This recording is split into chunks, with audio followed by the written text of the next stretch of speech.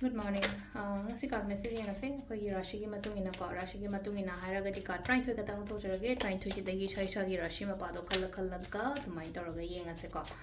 ado ahan ba se da le ko ham ba se me rashi ko brisha le re meton karkat singha kaina tula bridget dhanu makar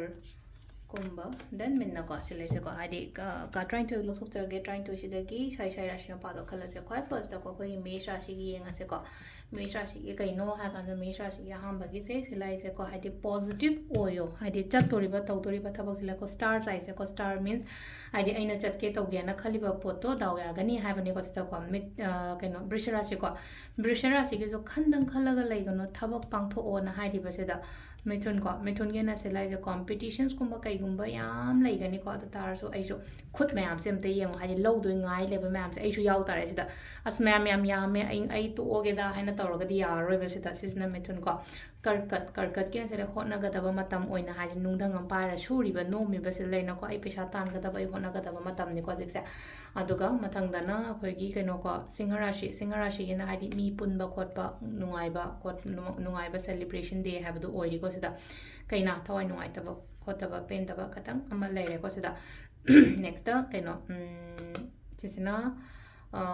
kaino ide ko tula rashi ge se unga ga lai ga no ko ha di unga ga lai matam da ha di ai ai ngon da chance ya mang ga ni ko duma lai re ko aduga kaino bridget wa khan nungai na lai yo aduga again kaino to ba ya ba se hai kan sida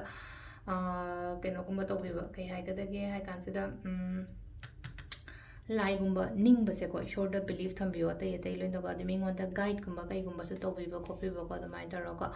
danu gi sina ha di ketang ha tar ko profit gumba kai gumba la o kai na pi di ko thabak to matam da ko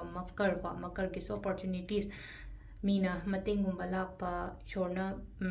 ai gi damak ta lambi ma kari am pi pi ro ko copy ro pa ta lai ko sta next ki sina ko kai no ore ko kari no kumbarashi gi migi mating gumba tawbiyo ko yam phagani ko last time minna chection lo thabak chat pa ko pa matam da khatang chection khojan ba ma kai ma darkar oigani ko